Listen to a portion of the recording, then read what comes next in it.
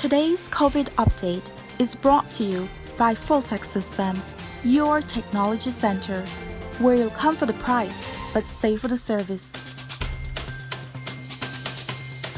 And welcome back. As we mentioned prior to our commercial break, our discussion this morning will be a two-part conversation with Prime Minister John Briceño.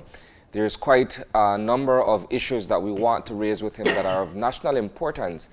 That being said, joining us via Zoom from his residence in Orange Walk, we have Prime Minister John Briceño with us. Good morning, PM. Hi, good morning, Isani. Marlene, good morning. Let me start off by saying that I promise on my next visit and my next interview, I will make it in person. So we'll get that off one time. I will make sure that I could be there for, by 6:30, so we could have another show in person. But ladies and gentlemen, thank you so much for inviting me to be on your show. Certainly. PM, one of the first questions I wanted to ask you, I know you recently headed up a delegation to Guatemala where you met with the Guatemalan president. Can you begin by sort of giving us a breakdown of what those discussions were like and what the overall atmosphere was in terms of meeting with your diplomatic counterpart? Certainly, I think what is the most important achievement in this visit, apart from we did a lot of work, is that for the very first time, a president from Guatemala invited a prime minister from Belize to go to Guatemala City to have a one-on-one discussion with him and a few of his top advisors, including the foreign minister. We got on very well. He's President Giammattei is a really easygoing fellow. He's not pretentious. He's down to earth. And he started out by saying that he would like to go down in history as the president that started to have open, friendly relationship with Belize. We both understood that the whole issue about the borders and so forth, that's already at the ICJ. And so he's saying, let's blame the ICJ for whatever that's happening. Pretty much we are very confident that in the ICJ we have a very solid case and that we will win. But once we got over the pleasantries of the meeting, we started off with work, and there are a number of things that we had. We started discussing the issue of COVID-19, and pretty much everybody in Central America look at Belize as a shining example as to how we have managed to control the spread of COVID in our country. And so, we told him that from day one, we said that we're going to listen to the science. We're going to follow the science, listen to the experts. We politicians do not know everything, and certainly not when it comes to COVID. And that's what we did. And by doing that and being aggressive in the testing and trying to isolate people and do the contact tracing, we have been successful so far. And then we spoke about the vaccines. They are having problems in getting their vaccines. Apparently the company that they got to deliver the vaccines, they are way behind schedule. And whilst here in Belize, we have already started an aggressive campaign to vaccinate people. So that was the first thing that they wanted to talk. But of course, it came down to the issue of the trade and cooperation, understanding that we have borders, and Guatemala is a huge country compared to us. And we have so many opportunities to be able to sell our products. As it is, we're selling cattle and pork and eggs and chicken, corn, and there's so much more that can be done. But the president, like us in Belize, wants to formalize that. So we have already agreed that we are going to continue now to work on the partial scope agreement that we have, and that to expand that partial scope agreement to be able to sign agreements in the protection of investments in both in Belize and in Guatemala. So I felt that that it was a very, very good discussion, a fruitful discussion. But apart from the issue of trade, something that we have always been saying, that Guatemala can be a very important trading partner for us. The issue of security in the region came up, the issue of the narco-trafficking. Guatemala has been investing as a country considerable amounts of monies in how they can follow these narco planes when they leave South America and they come into the region trying to land in Guatemala or Belize and on to North America. And what they have, they have a radar system that they can track them, and based on the flight trajectory that they're taking, it gives them they can estimate, they can pinpoint probably 3 areas where they think that they will land, and so they send their caibiles, their soldiers, ahead in those 3 areas, and as soon as the plane would get into their airspace, they have either helicopters or a plane tracking them. So it's starting to make it a bit more difficult for them. Yeah. Guatemala is prepared to share that Technology. how should I say, that data with us in real time. So that's something that our Foreign Minister, Minister Courtney, and along with our Minister Musa, that we hope that they will start to have talks as to how we can set up that cooperation and can also help us. So to me, that is very, very, very important. Yeah. We recognize that there are from time to time a few issues at the border. Yeah.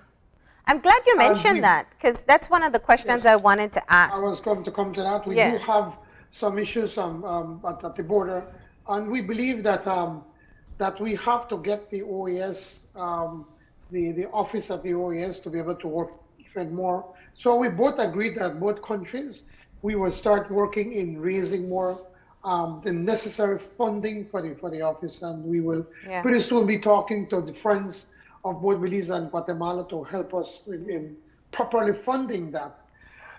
Did the question come up about looking at the situation in Petén? Very often when you talk about the incursions that take place at the border, one of the reasons cited is the poverty that exists in Petén. Not our issue, but one that would have been a good opportunity to discuss with President Giammattei. Well, that is always the issue, that whenever we come up with this issue, we recognize that poverty is what drives people to cross the border. They're seeing land and they have access to land, whilst they in Belize, while they don't have access on their land, on their areas. That is why both of us are saying that if we can strengthen the trade between both countries, areas in El Petén can be able to sell to Belize, and Belize likewise can sell in that area or in the rest of Guatemala. We also looking at, they are very interested in the CARICOM market, and they believe that if they can come into Belize and do some production and finishing the process in Belize, then that they could also have access to CARICOM. So it is about creating economic opportunities for people. Yeah. Jobs. It's about people getting jobs and address the issue of poverty that is affecting both countries, not only Guatemala, but also in Belize. The latest estimates that we're getting, it seems that poverty has increased significantly under the UDP, and that is now even over and beyond the 50% mark.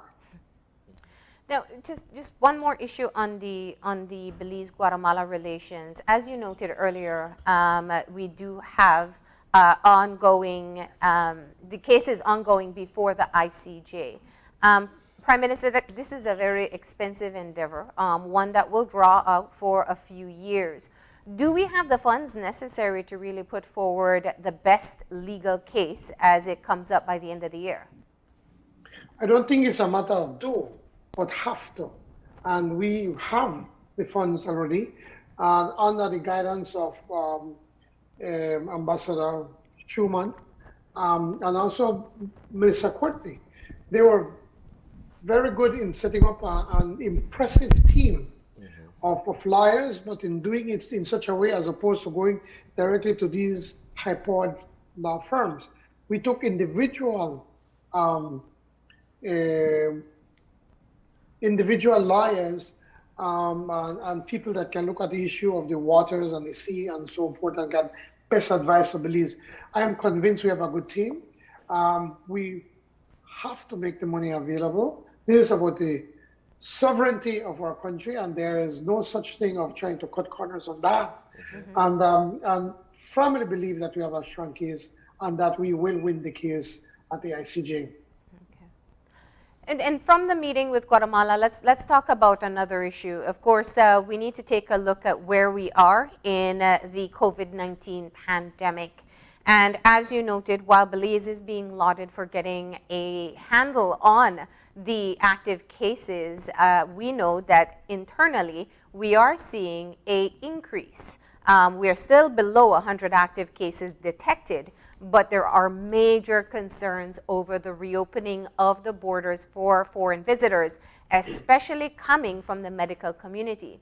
Using the example that you said that this administration follows the science, how do you respond to the medical community who's saying that this is a bad idea? We have to find now we have to balance as to how and where we are. And we have opened up the airport successfully by putting strict protocols. We have opened up the free zone successfully by putting up strict protocols. At the free zone, we have had over 200,000 visitors so far, almost 300,000 visitors. And as you always say, knock on wood, we have not had a single case of COVID. So we believe that we already have the systems in place and the very strict protocols that we implemented at the airport and at the border. We are going to do the same, at the free zone, we will do the same thing at the land borders, that we will be able to allow now tourists to come in. We're still not allowing Belizeans to travel freely, but we will be able to allow the tourists to come because people need also to work. And we need to create an opportunity. And now as a government, then we have to find that fine balance between following the science and the medical people, but also looking at the issue of people needing to get back to work. Many times people don't even have enough to eat. And so we believe that the risk that we're taking will be worth it. But that the minute something we see that if it's starting to not work, we're prepared to close on the border immediately. So you do have triggers identified. You just came from, okay, because you came from Guatemala and Mexico, and they have. We are going to be monitoring this very, very closely. As I said, we have spent so much money and we have gone through so much hard time to be able to be where we are. We're one of 27 countries worldwide that the United States have put us in category 2. Or stage 2. And so that's a massive achievement. And we're not just going to be reckless in dealing with that. So we are going to be very careful, but at the same time, our people need to open. Tourism is growing, is getting back on its feet way faster than what we expected. Many of our main tourist destinations or the hotels are telling us that they're fully booked for the summer. And so we have to be able to take an advantage of that. As it is right now, Copa is starting to fly. Southwest is going to start to fly soon. We're talking about Alaska and Frontier. They are really looking at coming to Belize as a safe destination. So we're not going to be reckless, Marlene. And I want to assure the Belizean people, and I continue to support and appreciate fully the work that the COVID task force of doctors and nurses and technicians are doing. PM, can you paint for us at this time perhaps an economic picture of where we are as a country? We keep saying that, we're facing difficult times in terms of the financial state of Belize. Can you share with us if, based on excuse me, the projections and based on the overall revenue collection, that we're moving in a particular direction where we can perhaps see some headway down the road? Actually, I'm quite pleased. The economy is moving much faster than what we expected, but that has been simply because we have addressed the issues of the economy aggressively. As you can remember, on November the 12th, we started exporting cattle into Guatemala. Remember when the previous government stupidly shut down the border because of politics? We opened up immediately. So as it is right now, I think in the last count, we have sold about 30,000 heads of cattle into Guatemala. We've been selling even into Mexico, chicken and eggs. But we make sure that we have the customs at that point, at the border point, customs, Baja, immigration, making sure that everything is being done properly on our side of the country.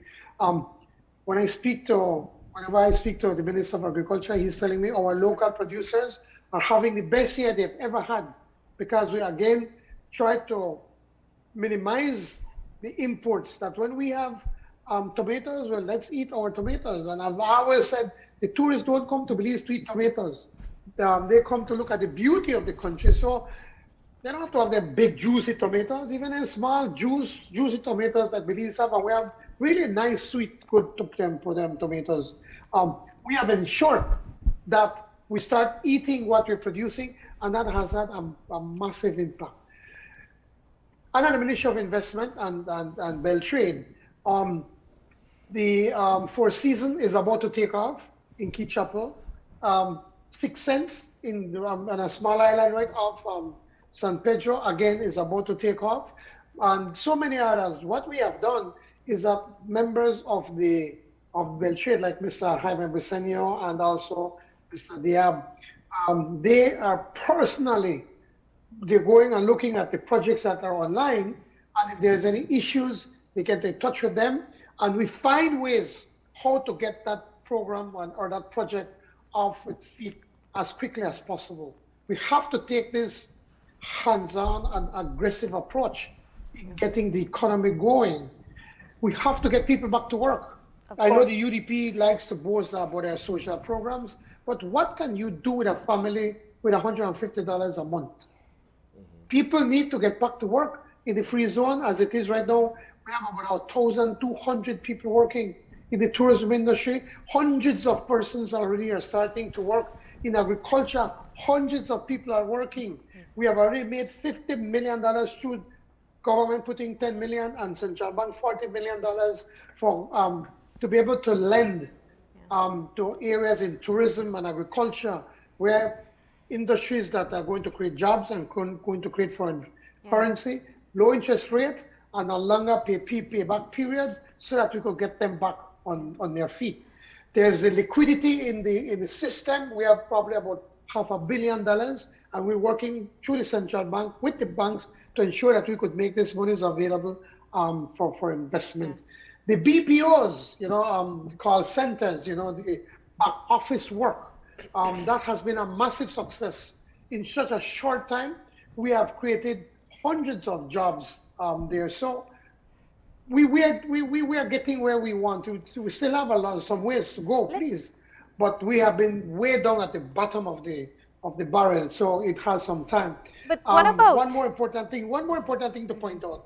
For instance, in May 2019, in the Customs Department, we collected $44.19 million. This year, when the economy has not fully opened as yet, we collected $43.75 million. That's a difference of $400,000 from May 2019 to where we are. But we have a new controller, and she's putting in a new management team, a new structure. So we're starting to see the difference. But that's only the start of what we're going to do in customs, because there has to be some systematic changes as to how we manage that area and how we manage also the tax department to ensure that we can collect the monies so that we can offer the services to our people. Prime Minister, I appreciate that update in looking at what are existing industries and an opportunity for economic restart. We look at tourism. I believe our last conversation with the ministry, they said they're about 30% of where they used to be. You speak of agriculture, and that may be promising as well. But if we look to pre-pandemic periods, even with the growth in tourism, even with agriculture on a steady path, we were still not able, we were not doing well financially. So let's talk about what opportunities you are looking at to be able to inject new funds into the economy. This is an integral part of the recovery and growth for the country. Marlene, the point I just made is that the economy is recovering much faster than anticipated. Mm-hmm. But we have a long way to go, and I just admitted that to you. But I just explained to you, we're making another $50 million available to lend to agriculture and tourism in areas where they're going to create jobs and they're going to be able to create foreign currency. Mm-hmm. We're looking at the BPO aggressively, whereby we have lots of room for expansion. I just told you about the partial scope agreement in Guatemala, that we are going to expand that so that then we can sell more of our products into Mexico.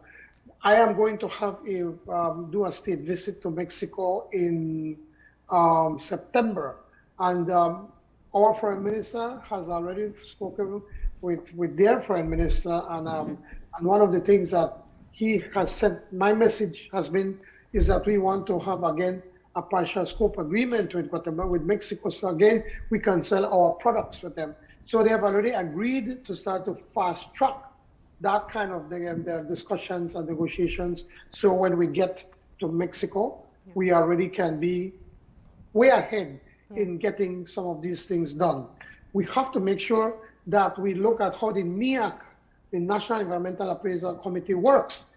Under my times, when I was a minister, once you go through the NEAC, then you get your permits. Mm-hmm. Something happened under the UDP that you get your approval from the NEAC, then you have to go and try to get your permits at the Ministry of Geology or Lands or whichever other ministry. That is wrong. Once you have done that, then you're supposed to be able to get working. And we're just moving people around all over the place and frustrating investors. So that's what we're doing, Marlene. I mean, there's no magic wand. There's absolutely no magic wand. But we are doing the work that is necessary to get this country back on its feet much faster than anybody ever expected. Now, in the context of economic recovery, we're also looking at where we are as a country in terms of being able to satisfy our external debt.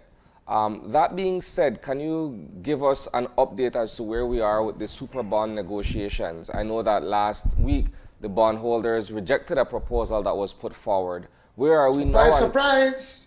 Are you surprised? Of course, we expected them to reject it. But I've said it when I was in opposition. For too long, especially the UDP, was just kicking the can down the road and claiming success when they were doing nothing but just sending this down the road. We said that we have to renegotiate the super bond and that we have to get, as what we call a haircut or a discount. Maybe that is a better word to express. As soon as we got in, we sent messages to the bondholders and said, we need to sit down and renegotiate the terms. Yeah. As it is right now, the bond, when we started, but when we were just elected, the bonds were hovering probably about 50 cents on the dollar. And so we said we need to negotiate. We sent them a letter and said that we were asking them for consent to extend the grace period from June the 11th, because we said to them that we do not have the monies to be able to pay. We show them our economic plan for the next 5 years as to how we're going to get where we are. So we have been very frank with the bondholders. Now, the bondholders, they can play hardball as far as I'm concerned. That's good for them. That's fine by them. But where will that put them? Now that they have tried to play hardball, the price of the bonds have gone down to about 30 cents on the dollar.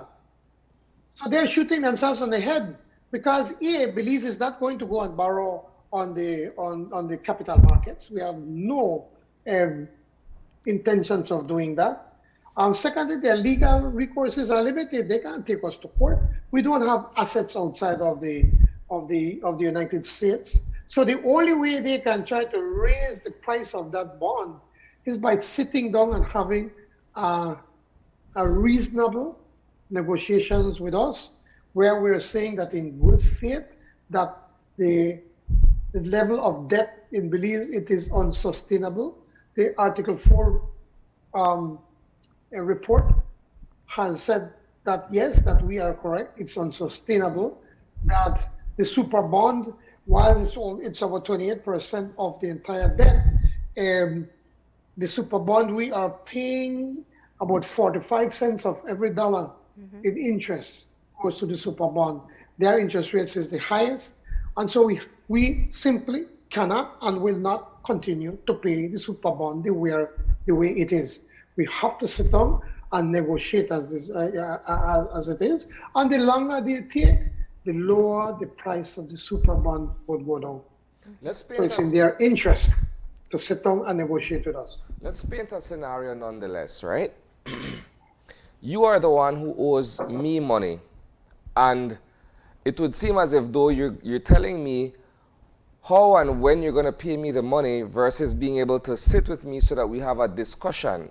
I draw that analogy simply because when we look at what is taking place, it would seem as if though the government is trying to tell the bondholders how it will present this issue as opposed to sitting down with the bondholders and being able to resolve it one way or the other.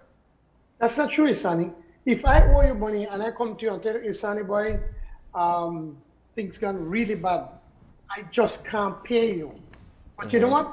This is how I believe I could pay you right now. This is what I can do right now. Isani, you have three options. Take me to court, but if I have nothing for you to take, what I'll do? Or you could say, I want to shoot you. Yeah, so that will put you. Can put you in jail. Or thirdly, my John, let me sit down and negotiate. Because what best you think you could do? You think you could give me so much? And I'll tell you, boy, I really can't. This is what I could do. That is a very safe approach we're taking to the bondholders. We're telling them, we've been very clear to them. We've been honest to a fault with them. From early on, we were telling them, Belizeans are making huge sacrifices.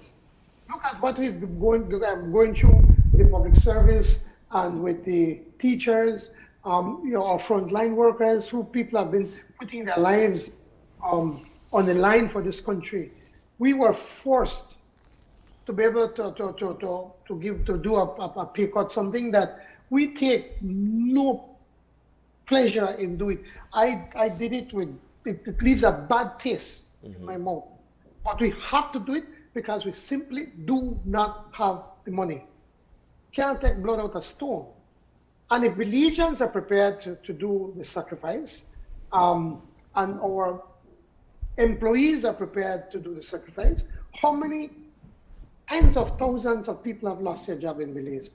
Tens of thousands of people are earning less today than what they were earning before the pandemic. Taiwan has been helpful. Our bilaterals, the IFIs have been helpful. They have been lending us money at lower interest rates to keep us going. So the bondholders have to do their part. We're all in this together, and everybody have to do their part. And we're asking simply the bondholders, help us to get through this time, because the way it is, I am sorry, but we simply cannot pay you. Now, the government had, in fact, attempted to have a sit down with the bondholders. However, they pulled out of that meeting and, in fact, then made it clear that they would like for Belize to sign on to an IMF program before they proceed. Has there been any change in that resistance to meet since that time? Absolutely not. We have presented our plan to the IMF. And pretty much the IMF feels that if we are disciplined enough, we will be able to achieve the targets that we have. They have been looking at us very closely with the negotiations, the consultations that we've had with the private sector and also with the our public service, or with the public service employees and the teachers, and how is it that we're trying to balance the budget. And so far, they seem to be okay with what we're doing. They're looking at the numbers on the export, how aggressive we are in trying to export our products. So pretty much, they are looking and believe that if we are disciplined enough, we'll be able to achieve the targets. We are not going to prescribe to an IMF standby agreement at this moment, simply because it will create too much pain for the Belizean people. They're asking for us to fire 3,000, a minimum of 3,000 government employees. And if you want to be cynical about it, who would be fired? It is last in, first out. Who are the last people that came into government or got jobs in government? Most of them are UDP supporters. So it is the UDP that have gotten hurt. But we can't do that in good conscience when there's no jobs out there. What are they going to be doing out there? So, and then they want us to raise, at one time they even hinted of raising GST all the way up to 19.5%. Our economy can't sustain that. So we believe that if we come up with a plan, and for the first time our government has come up with a 5-year plan, and we made it public, you guys have it in your records, as to how we're going to, first of all, address the issue of the primary deficit. That's in effect where we're not even collecting enough money to pay our salaries, and we rent and we water, electricity, and so forth. This financial year, we're still going to be short of almost $100 million. But if the numbers continue to work and the economy starts to grow faster than expected, maybe it's going to be a little bit less than what we have. But by next year, primary balance, we're going to be positive. We're going to have a positive gain. And from there, it's going to be able to grow. We see growth of at least 5% or more every year. So we have a plan. Yeah.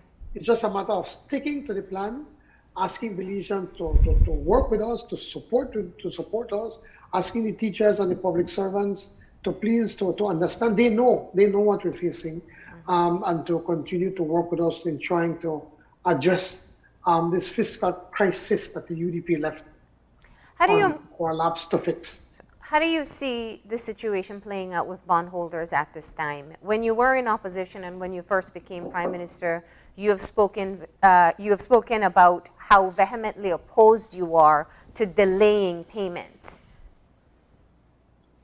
Sorry, I was opposed to what? Delaying payments. I have never been opposed about the issue of delaying payments. I was opposed to the way government has been negotiating. I have been saying from day one, when the UDP started their negotiating or their renegotiating game, is that I'm saying we need to get a haircut. And when I was in opposition, I said we are going to demand a haircut. And I even told that to the Prime Minister in the House, in the National Assembly, when he asked the bondholders to say, all right, not the interest, we're not going to pay it today, we're going to put it as part of, to capitalize it. So now we pay interest on interest.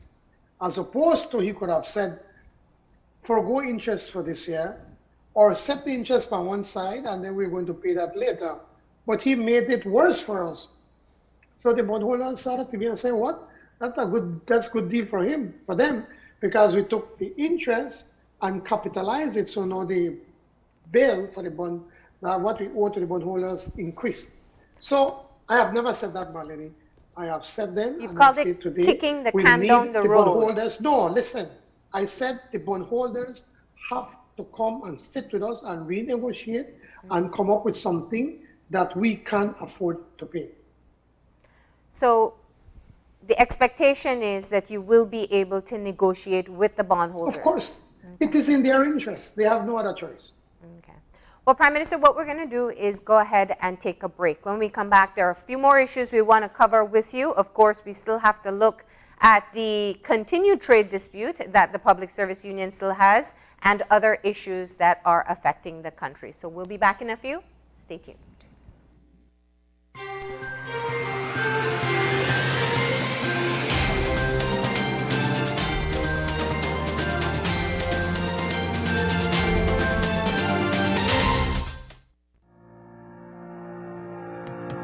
Hi, I am John Briceño. I am happy to see that the rollout of the COVID-19 vaccine has begun all over our nation. If we are to get back to some kind of normalcy, if our golden citizens will be better protected, and if our children are to go back to school, then we need to get vaccinated. I believe in the COVID-19 vaccine, and when my turn comes around, I will get vaccinated. I urge you to take it too. Hashtag Get Vaccinated Belize. It is my time to protect your life. Don't wait to vaccinate. I believe in the COVID-19 vaccine. The vaccine is the best way to protect lives. Don't wait, vaccinate. Don't hesitate, Belize. Vaccinate. Be COVID-19 safe. If you care, love them. Protect them. Vaccinate them.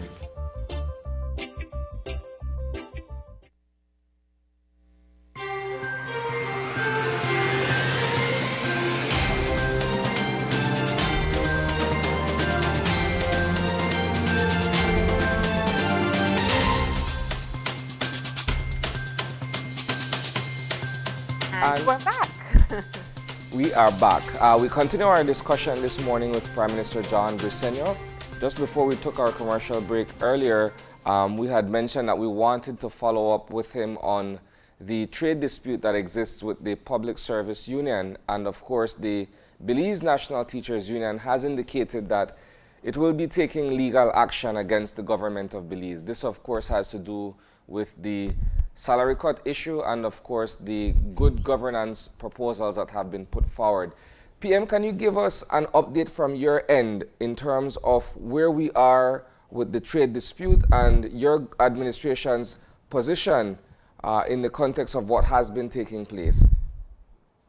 What we had with the unions has been consultations. We started consulting with them, I think, for about February. And we've had many, many meetings where we made a presentation on where we are financially as a country and some of the difficult positions that we have to take. Unfortunately, one of them was that we had to do a salary cut.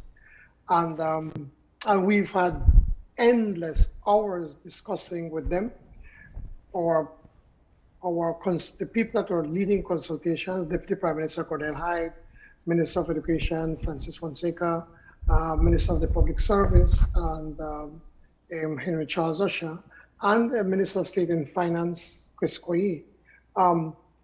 Many times when they finish a meeting, they agree on something and they come to cabinet and say, well, I think we have an agreement, just to find out that everything goes out through the window and they reject everything. So we have done everything that we have been able to do. And in my last letter, I told them that that is the final offer that we can do and that we need to move on. We have a government to run. We have a country to fix. We have people that are in poverty and need to get back to work. And we're moving on. As far as we're concerned, we are always open to listen to the unions and if they have any other more discussions. But we can't finish something and then they come and send another letter. That was very political and I think very rude. No, they want 11 points. We are moving on. I'm sorry. We have great respect for the unions and for the work that they do. And I know that they have to they have their political group that they have to pander to or their union members. But when you look at their Zoom meetings, I don't think 10% of their membership are involved. Most of the teachers are going to school. Most of the public servants are working. It's a small group. And I think some of them, I'm not pleased, and I say this very, very guardedly, some of them are just politically motivated. It doesn't matter what we offer. They're going to continue to fight us because they are members of the UDP. I'm not saying that about the leadership. Please, I want to make that very clear. I have great respect for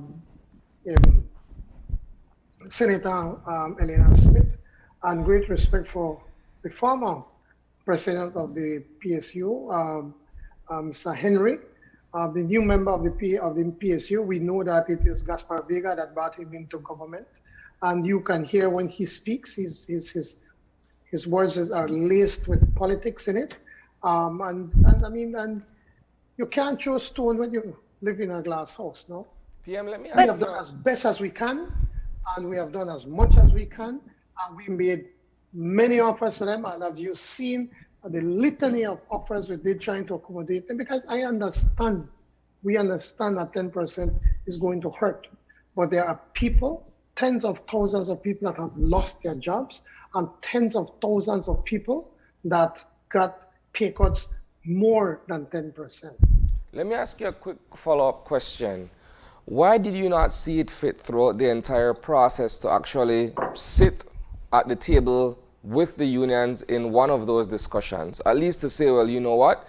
I am here. Let me hear from you directly what some of the issues are, as opposed to them only interfacing with representatives of your government. You have the most senior ministers in my government. You have the deputy prime minister. You have the minister of education. You have the minister of the public service. You have the minister of state in finance that does the technical work to be able to try to address these issues. Now, I am prepared to come in to them if they're saying, okay, let's sit down and end here. But I will not go in an environment where I'll just go there and just to continue to talk, and then bringing another list of this and they want this and they want that. Guys, you have no clue how hard I'm working. I mean, the long hours that I work, pretty much every day from early to late at night, trying to get this country back. The UDP wrecked this country, and we have to fix it. We have a moral and legal obligation to all the people, not only the unions, to all the people to fix it. And they are going to benefit the union. I mean, we even went so far as telling them, help us to meet our targets. And if once we meet the targets, we're going to give you a bonus, a performance bonus. But as it is right now, we can't continue to increase the debt. We can't continue to just recklessly be printing money. Because if we do, we are going to have hyperinflation and very likely have a devaluation. What we're doing is to save the Belizean dollar. That peg of $2 Belize to $1 US. But I am open. Both of you guys know me for many years. Marlene, I'm sorry I referred to you as a guy. Sorry about that, Marlene. But Marlene, you guys, both you and Isani know the kind of person. I'm an easygoing person. I don't think I'm pretentious. I try not to be arrogant. And if I am, then I better check myself. So if they're prepared to have a serious sit down, and just see, let's wrap things up, I'm prepared to meet with them. But if I'm going to go and meet with them and say, oh no, they want this, and then they want that, and it's just going to be, it's not going to be beneficial to no one. Prime Minister, you understand that the public was very wary of the government's line or the advertisements that were put out to attack the unions and union members. And as you noted, as you mentioned earlier, you align some leaders and some members as of a political party.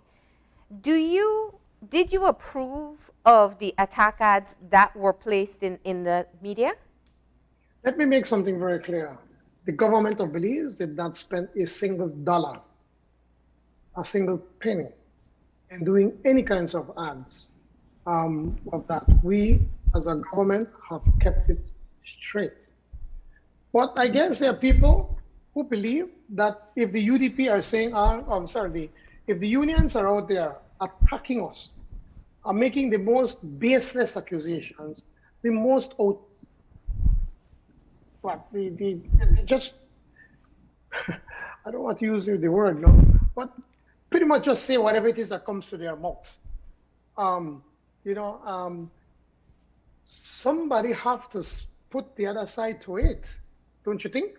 It's not about attacking them. It's about pointing the other side. Marlene, you can't fight with your two hands tied.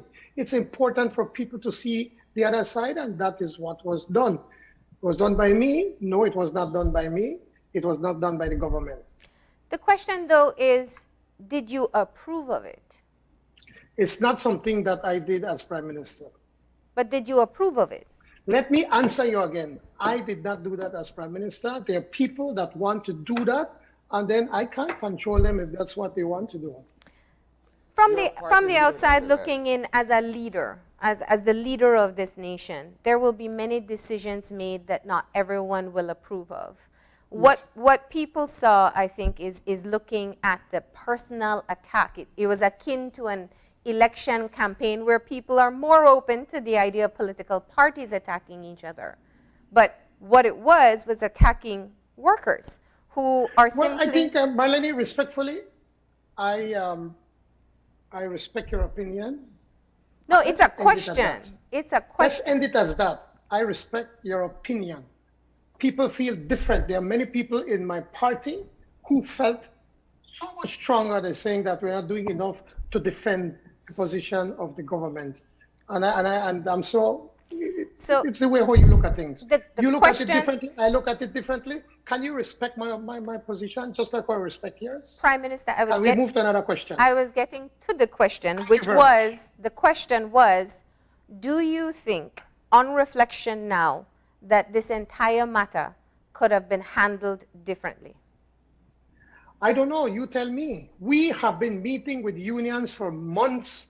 And when we go to meetings, it's not a 1 hour meeting, It's 6 hours, 7 hours, 8 hours. We come to an agreement.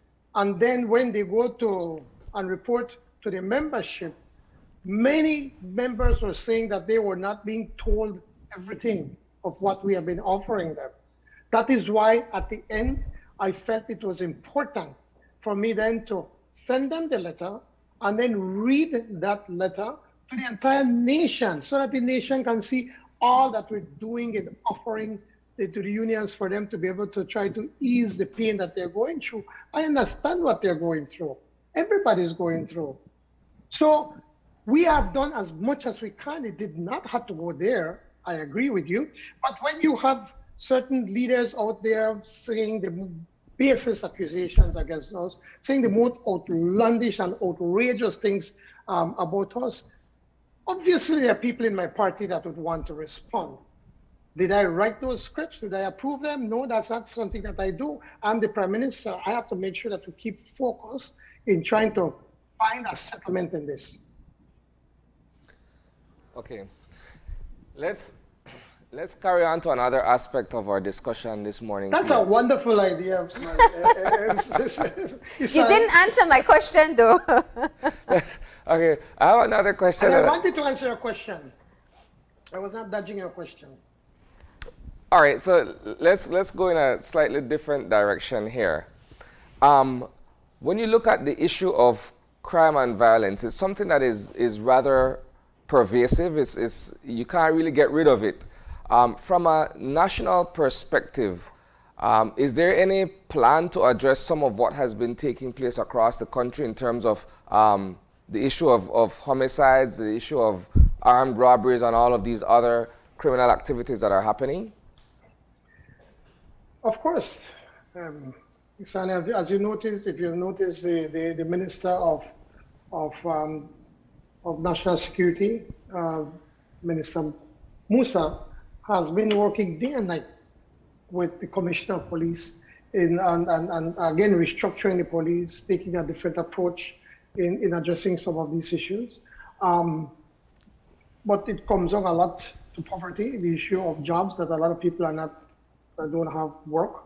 But there's also another section that there is not that has to be addressed even more closely or watched more and address more aggressively, and that's the issue of gang violence. You can't stop people who want to kill themselves. As much as we would not want that to happen, these people have a death wish. They're going after one another, and as much as we put the police on the streets and trying to monitor them as close as possible, they find ways. They find ways. So we just have to be going aggressively at them and trying to, whenever we find anything, or get guns off the street, or get some of these guys off the street, doing more community policing so that we can get better intelligence to be able to address that issue. The robberies, as much as I hate it's not something that we like, but we just have to continue working at it and improve the kind of training that we give to the police, to our police department, and getting them the necessary resources to be able to fight crime. I don't think that you want to sit down and negotiate with these individuals. No, we will not negotiate with no gangs, no criminals. Fair enough. My question nonetheless, in terms of perhaps any form of meaningful programs that can be put in place. You've mentioned crime and violence as poverty being its root cause. Are there specific programs that would either see them finding job opportunities or that kind of initiative that can be put in place to allow for a change of course? Sonny, how long have we been in government? About 6 months, right? More or less. As soon as we got in, we had historic floodings. Remember that? Floodings we haven't seen in 100 years. We had them, I got COVID. They went to deal with COVID. They went to deal with financial crisis that we have, and we're still dealing with it. So there are all these issues that we had to deal before getting into some of these very same issues. But what we're doing is that we're partnering with the business community. For instance, State Bank, the cruise port that's being built. I was there 2 Thursdays ago, and a part of the program, what Nuri is doing is trying to partner some of these guys that need work and have been giving trouble to get them off the street and put them in areas where they can work. And so we have them, for instance, in State Bank, and we're looking at other areas where we can put them to work.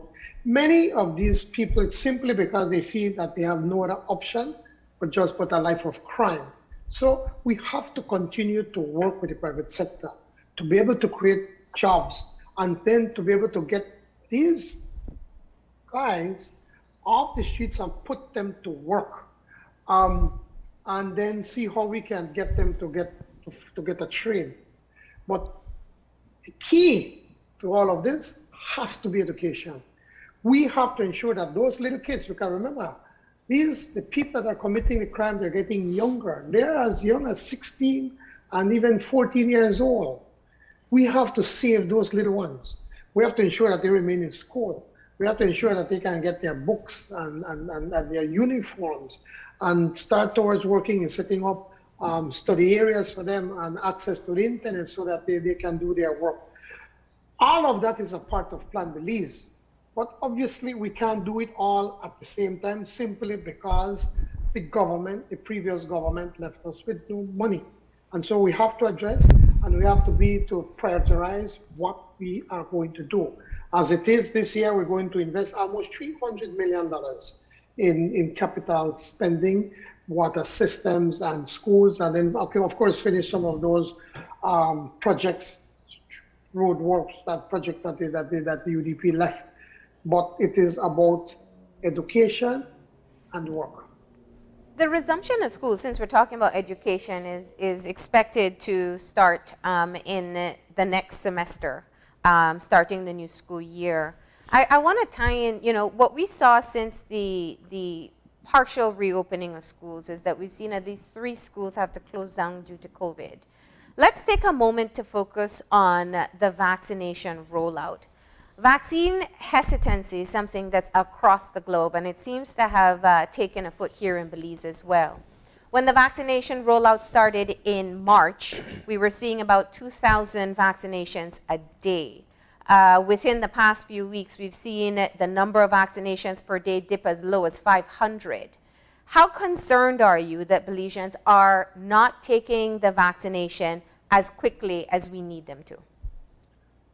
All countries are concerned about that, and Belize is no different. We have to ensure to continue to educate people for them to understand that the vaccine is safe, and more importantly, that is could potentially save you or a loved one.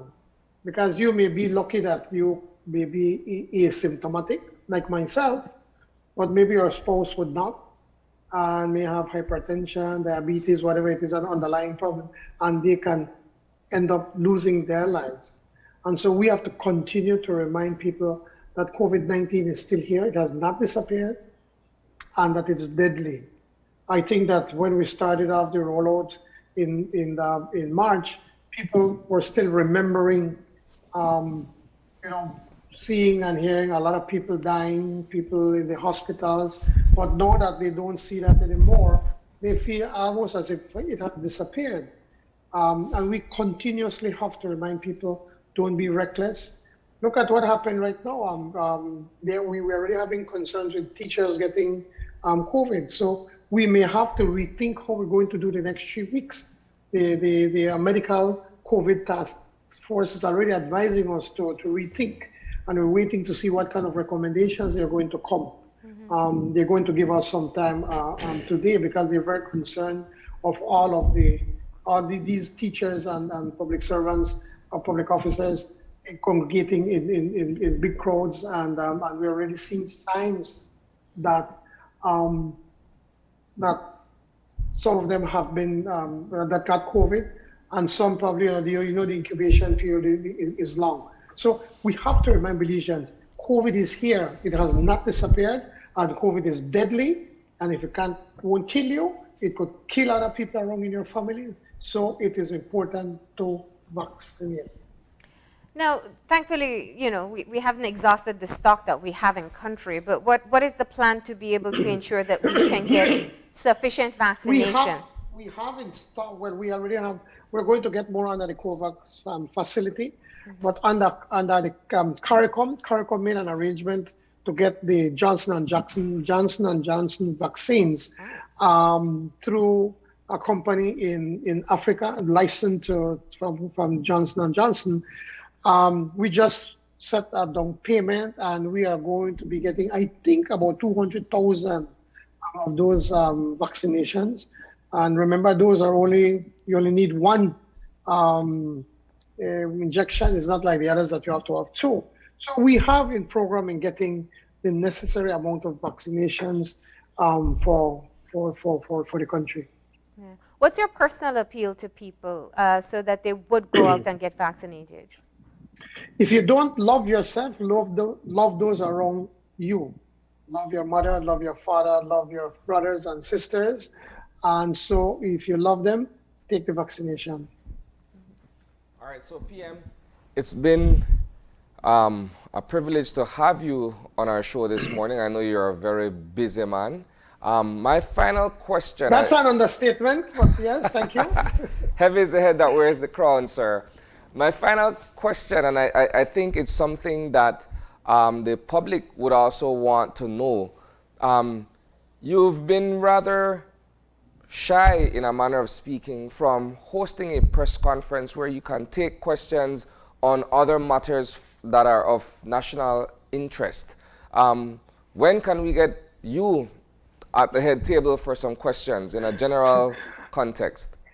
Guys, I have been giving so many interviews. Every week I'm giving interviews, and giving a press conference comes up to the same thing. It really makes no difference. I am very accessible. Whenever anybody in the media calls me and asks me for an interview, I give them an interview. So I do not shy away from the media. There's a need for a press conference, probably something I would consider, but I've been very accessible to everybody. I'm here on your show. Last week I was on Love FM. Every week I give several interviews. So it's not as if there is a lack of information given from my end, but it's something that I'm prepared to to take a look at. It's not about being shy, because if I was being shy, I would not have been on your show right now and have Marlene rough me up a little bit. I hardly call that rough, but I do want to get one final question in, and that is, of course, taking a look. Now we can, I'm sure it's easier for you to wear the party hat versus the Prime Minister hat, looking at the ongoing situation in the United Democratic Party, the opposition, and what they're facing internally. Any thoughts? Everybody would tell you that you need a strong opposition, and but as a political party, obviously you want your opposition to be imploding. So, and that's what they're going through. They're going through trying to find their way, how they're going to move beyond the Barrow era. We had some of that within our party, so I could kind of understand a little bit. But that's their business. As I said earlier, I'm getting my popcorn and my soft drink and enjoy the show. Well, the issue is a serious one that's up for debate. It's talking about political or I should say public officials engaged in behavior that is seen unbecoming of those who are held in these positions. Let's take it a step further. Does your party have guidelines or code of conduct for things like that? Yes, we do. Yes, we do. And certainly we do not, as I said again earlier at a previous interview, condone any kind of violence, especially violence against women. And to be aggressive either physically or psychologically, any kind, that's still a form of violence, and it's something that all Belizeans must condemn. Yeah. And when I condemn that, I condemn Patrick Farber, the person, Patrick Farber, the man, that should not behave like that. Now, as a leader, we are held to a higher standard, and so we have to be even more cautious as to how we behave, and we should not be seen at any time being disrespectful or being rude, and that we have to have more patience than Job. And I try as best as I possibly can not to be rude to people, trying to be respectful and trying to be patient. When I'm we've been very patient dealing with the unions. I'm sure that would not have happened under the previous government, but we spent months and hours dealing with them, trying to accommodate as best as we possibly can. So yes, we are held to higher standards. Yes. And just lastly, since we are on the opposition, one of the things that you've always spoken about as an important part of nation building is having bipartisan support in different issues. Are there any ongoing programs where there is bipartisan support? Well, unfortunately, this opposition believes that they should just oppose everything. As much as we reach out to them, as much as we try to talk to them, and privately they will tell you yes, but in public they say no, which is totally the opposite of what we did when we were in opposition. There are many, many, many times that we supported the government in things that we believe that was right for Belize. Even in some instances when we think it was not necessarily in the best interest, we still supported and left it as that. But this group, they believe that they have to oppose everything, as much as we try to reach out to them. So there's been offer of engagement on some issues? I've always, every time, they know me, they can call me, and personally we get along well, and when we meet in private, we were very, very friendly with one another. But for some reason they believe, maybe they're looking at the Republican strategy in the United States that they just have to oppose everything. So maybe that's it. It's unfortunate. I wish that they could sit down and work with us in things that are of national importance, and that when we go to the House and we put something that is in the interest of the Belizean people, in the interest of this country, that they would support. All right. Well, Prime Minister, thank you for taking the time to talk with us this morning. Final words to our viewers. Well, Marlene, thank you so much. And Isani, thank you very much. It's really a privilege to be on your show. And yes, you give hard questions, and that is the way it's supposed to be. I want to assure you that our government is working hard every single day in trying in getting this economy back on its feet, in keeping people safe with COVID, and also the issue of addressing the issue of crime. We are very optimistic. We're seeing the numbers from tourism. It's going up way faster than what was anticipated. Many people are telling us that their hotels are booked for the summer. And as I pointed out, more planes are coming in. The cruise ships are going to be coming in probably by July. I think the minister have said our agricultural products continue to increase. We're exporting the BPOs. So a lot of jobs are being created. It is only that UDP left us in such a mess. It's so bad that, you're still wanting to see more. We're doing our best. We're working hard. We're addressing the issue of good governance. We have already put the whistleblowers legislation already for first reading, so now it's going to House Committee, and we hope that people then can come to the House Committee meetings to comment and to see how we can strengthen that.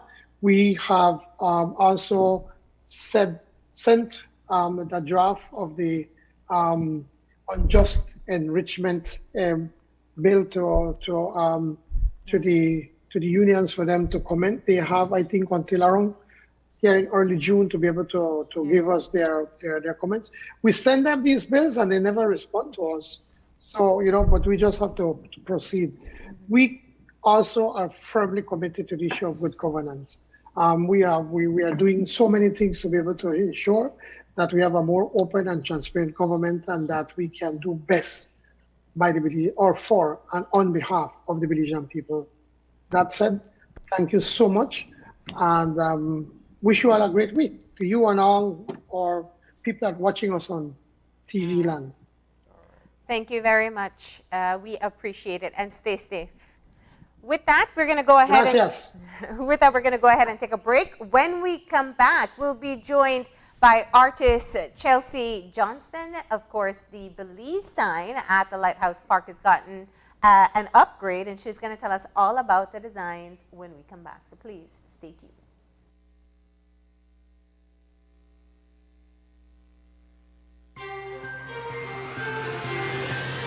This COVID update was brought to you by Fulltech Systems, your technology center, where you'll come for the price, but stay for the service.